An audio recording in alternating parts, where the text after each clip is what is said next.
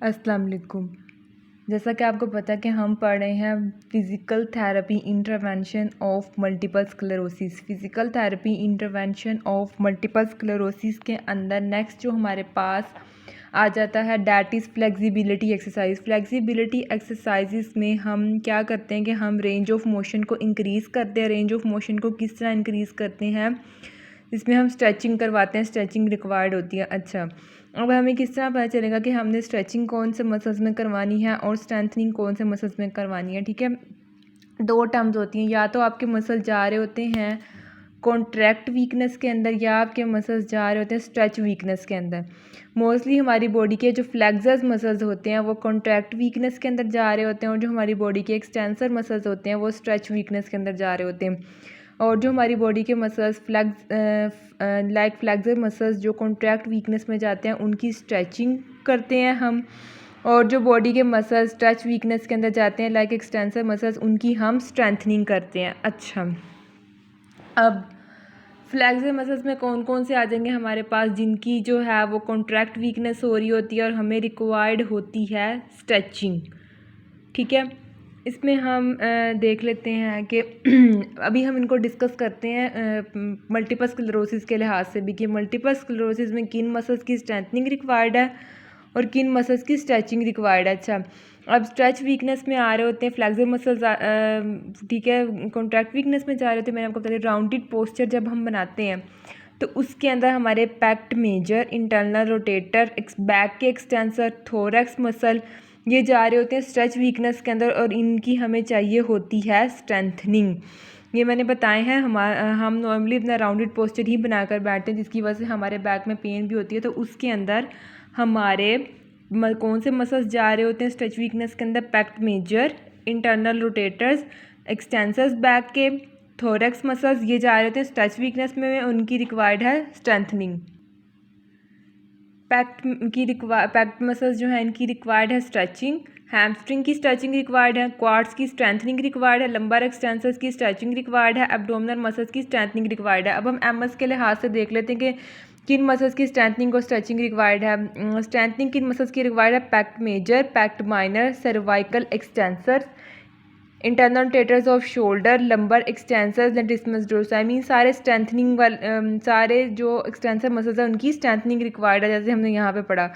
और स्ट्रेचिंग किनकी रिक्वायर्ड है, हिप फ्लेक्सर्स की जिसमें इलियोप्सोस है, ठीक है, हैमस्ट्रिंग्स की, हील कोड जिसमें गैस्ट्रोनीमिया, सैचुरेटेड स्टैंडर्ड वगैरह आ जाता है, इन सब की रिक्वायर्ड है स्ट्रेचिंग। फ्लेक्सर मसल्स की रिक्वायर्ड है स्ट्रेचिंग, जैसे हमने यहाँ पढ़ा।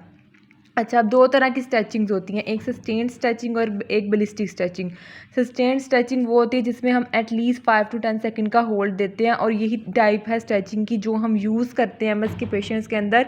न्यूरो की जितनी भी डिजीज़ है उनके अंदर हम सस्टेन्ड स्ट्रेचिंग यूज़ करते हैं, बलिस्टिक स्ट्रेचिंग यूज़ नहीं करते। बलिस्टिक स्ट्रेचिंग हम यूज़ क्यों नहीं करते, क्योंकि बलिस्टिक स्ट्रेचिंग के अंदर सडन मूवमेंट होती है। ठीक है, उसकी वजह से क्या होता है कि बॉडी हमारी चली जाती है स्पास्टिसिटी के अंदर। स्पास्टिसिटी एक स्पीड डिपेंडेंट मूवमेंट है। जब हम बलिस्टिक स्ट्रेचिंग करवाएंगे तो पेशेंट जब अपनी बॉडी को अकड़ा लेगा, फिर जहाँ से शुरू किया था हमने उसको एक्सरसाइज कराना वो वापस उसी स्टेज में, उसी स्पास्टिसिटी की स्टेज में चला जाएगा। इसलिए हम सस्टेन्ड स्ट्रेचिंग यूज़ करते हैं और दरमियान में 5 to 10 सेकंड का होल्ड दिया जाता है। ठीक है, बैलिस्टिक स्ट्रेचिंग में क्या होता है कि जो मसल स्पिंडल हैं वो एक्टिव होते हैं, सिग्नल्स भेजते हैं।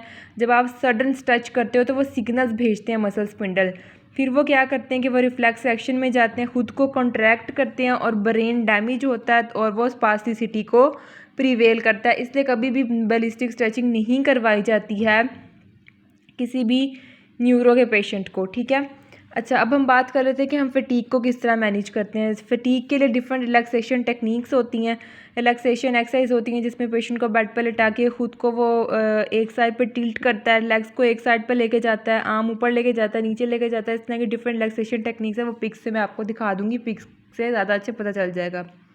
अब एक चीज़ आ जाती है कि फटीग में हमने पेशेंट को रेस्ट का बिल्कुल नहीं बोलना। क्यों नहीं बोलना, क्योंकि एक मसल पहले ही वीक है, हमने उसे रेस्ट का बोल दिया तो वो मज़ीद वीक से वीक होता जाएगा। ठीक है, एक ऑलरेडी ब्रेन से सिग्नल कम आते जा रहे हैं, ऊपर से हमने मसल से लोड भी हटा दिया है तो मसल जल्दी एट्रोफी में जाएंगे, वीकनेस जल्दी आएगी, प्रोप्रियोसेप्टर्स नहीं जाएंगे, ठीक है, सेंसरी सिग्नल्स नहीं जाएंगे और जल्दी वीकनेस आएगी। और इसलिए हमने फटीग में 2 तरह की करवाते हैं हम, एक सर्किट ट्रेनिंग होती है और एक होती है सेट योर प्रायोरिटीज़। अब सर्किट ट्रेनिंग हमने लास्ट लेक्चर में बड़ी डिटेल से पढ़ा, इसकी 2 टाइप्स होती हैं, अल्टरनेट एक्सरसाइज वाली और दूसरी होती है जिसमें हम इंटरवल्स देते हैं। तो फटीग के अंदर हम कौन सी करवाएंगे, इंटरवल्स वाली करवाएंगे, ठीक है। और साथ दूसरी एक्सरसाइज भी साथ करवाएंगे ताकि पेशेंट फटीग के एग्जॉस्शन में ना जाए। इसमें इंटरवल्स वाली हम करवाते हैं, ठीक है। इसमें हम रेस्ट दे रहे होते हैं दरमियान में, ठीक है। 10 मिनट का एक्सरसाइज करवाई, 5 मिनट रेस्ट दे दिया, वो वाली। अगर आपने सर्किट ट्रेनिंग वाली वीडियो नहीं देखी तो वो लास्ट वाली देख लें, उसके अंदर मैंने काफ़ी डिटेल से बताया हुआ है। अच्छा, सेट योर प्रायोरिटीज़ में क्या होगा, इसमें हम पेशेंट की प्रायोरिटीज़ को सेट करते हैं। एक पेशेंट की एक लिस्ट बनाते हैं, एक डायरी बनाते हैं, उसमें हम लिखते हैं कि उसने कौन कौन से काम सारे दिन में करने होते हैं, ठीक है। फिर हम पेशेंट से उनकी प्रायोरिटीज़ पूछते हैं कि कौन से ऐसे काम है जो बहुत ज़्यादा ज़रूरी हैं, जो वो सिर्फ उसी ने करने हैं, ठीक है। उनकी हम प्रायोरिटीज़ बनाते हैं, उनको हम सिर्फ उन्हीं कामों को हम लिस्ट में रखते हैं। बाकी ऐसे काम जो कोई और कर लेगा या मतलब उनको किए बगैर पेशेंट का गुजारा चल जाएगा, उनको लिस्ट में से निकाल देते हैं, ठीक है। फॉर एग्जांपल पेशेंट ने ऊपर वाले पोर्शन में जाना है तो हम क्या करेंगे, एक लिस्ट बनाएंगे कि पेशेंट को ऊपर वाले पोर्शन में कौन कौन सी चीज़ें ले जानी है, उन सारी चीज़ों को वो एक ही दफ़ा लेके ऊपर जाएगा, ठीक है। मीन्स उसे बार बार सीढ़ियाँ नहीं चढ़नी पड़ेंगी, वो एक ही दफ़ा सीढ़ियाँ चढ़ेगा, ठीक है। आप देखोगे कि इन सब चीज़ों में से कौन सा काम एक ही जगह पर रह के वो कर सकता है, ठीक है। वो आप एक ही बार में उससे करवा लोगे। जैसे मैंने अभी सीढ़ियों वाली एग्जांपल दी कि एक ही दफ़ा वो सारी चीज़ें इकट्ठी करके ले जाएगा, बार बार उसे आने जाने की ज़रूरत नहीं पड़ेगी। जहाँ उसके 5 चक्कर लगने हैं वहाँ उसका 1 चक्कर लगेगा, वो सारी चीज़ों को एक ही दफ़ा ऊपर ले जाएगा।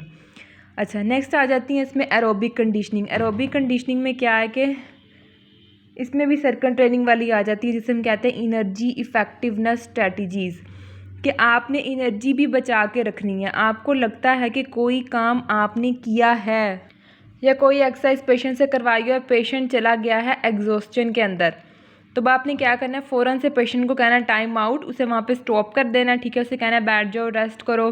ये नहीं कहना कि बेशक वो थकी जा रहा है, एग्जॉस्शन में जा रहा है, आपने ये नहीं कहना कि बस अब मैंने सर्किट स्टार्ट करवा लिया तो बस इसको ख़त्म करके ही छोड़ना है, आपने नहीं। जब वो एग्जॉस्शन में जाने लगे आपने उसे बिठा देना है, उसे रेस्ट करवाना है, ठीक है।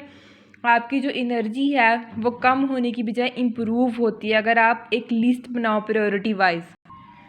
Make your work list according to your priorities, ठीक है। आपकी जो है वो मैंने भी बताया कि एनर्जी इंप्रूव होती है अगर आप एक प्रायोरिटी वाइज लिस्ट बनाओ। वो एक्टिविटी जिनकी आपको ज़रूरत नहीं है, ठीक है, वो और वो लिमिट कर रही हैं,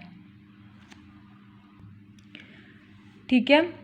वो एक्टिविटी जिनकी आपको ज़रूरत नहीं करती और वो आपको लिमिट कर रही हूँ, इन चीज़ों की आपके थ्रू आपने क्या करना है, अपना काम भी कर लोगे, ठीक है। पार्टिसिपेशन लेवल भी मेंटेन रह जाएगा, एक्टिविटी लेवल भी मेंटेन रह जाएगा, एनर्जी भी बच जाएगी। तो आपने पेशेंट को सारा गाइड करना है, वही प्रायोरिटी लिस्ट बनानी है। जैसे पीछे मैंने बताया कि इससे क्या होगा कि जहाँ उसने 5 चक्कर लगाने ऊपर के वो 1 चक्कर लगाएगा, उसकी एनर्जी भी बचेगी, पार्टिसिपेशन लेवल भी उसका हो रहा है, एक्टिविटी लेवल भी हो रहा है, सब कुछ मेंटेन हो रहा है और उसकी एनर्जी भी बच रही है, क्योंकि वो सिर्फ 1 चक्कर में वो सारे काम कर लेगा जहाँ उसने 5 में करने थे। नेक्स्ट आ जाता है हमारे पास ऑक्यूपेशनल थेरेपिस्ट और इर्गोनोमिस्ट क्या करते हैं कि वो मॉडिफाई करते हैं इन्वायरमेंट को, ठीक है। आपके वो इन्वायरमेंट को मॉडिफाई किस तरह करेंगे कि आपने देखा होगा कि स्टेयर्स के साइड पे चेयर लगी होती है कि पेशेंट चेयर पे बैठता है, वो ऊपर चला जाता है, ठीक है, चेयर वहीं से बैठ के नीचे आ जाता है, ठीक है। या फिर स्टेयर्स के साइड पर रेलिंग्स लगी होती हैं, उठना है तो बॉडी पे वेट डालने की बजाय रेलिंग्स को पकड़ के उठेगा, ठीक है। एक लेवल पे चीज़ों को ले वही बात के एक लेवल पे आपने चीज़ों को ले आना है, ठीक है, ताकि बार बार चढ़ना उतरना ना पड़े। दूसरा मसला हमने मल्टीपल स्क्लेरोसिस के पेशेंट में बार बार हम पढ़ते आ रहा होता है वीएन का, डिप्लोपिया का मसला आ रहा होता है, जिसकी वजह से उनके फॉल के चांसेस होते हैं, ठीक है। तो इनके लिए हमने एनवायरनमेंट को किस तरह मॉडिफाई करना है, इसमें हम लाइटनिंग कर सकते हैं, कॉन्ट्रास्ट कलर यूज़ कर सकते हैं, ठीक है। कॉन्ट्रास्ट कलर के अंदर चीज़ें रख सकते हैं या ब्राइट कलर यूज़ करते हैं, डिफरेंट कॉन्ट्रास्ट के अंदर कलर्स यूज़ करने हैं आपने। कलर्स की वजह से होगा क्या, कलर्स की वजह से ये होगा कि अगर आपको एक चीज़ ब्लर भी नज़र आ रही है तो कलर डिफरेंस की वजह से पेशेंट के फॉल के चांसेस कम हो जाते हैं, क्योंकि वो चीज़ें उसे फिर ब्लर नज़र नहीं आती, कलर डिफरेंस की वजह से उसके फॉल के चांसेस कम हो जाते हैं। इसलिए आपने लाइटनिंग और ये ब्राइट कलर्स वगैरह यूज़ करने हैं डिप्लोपिया के पेशेंट के लिए।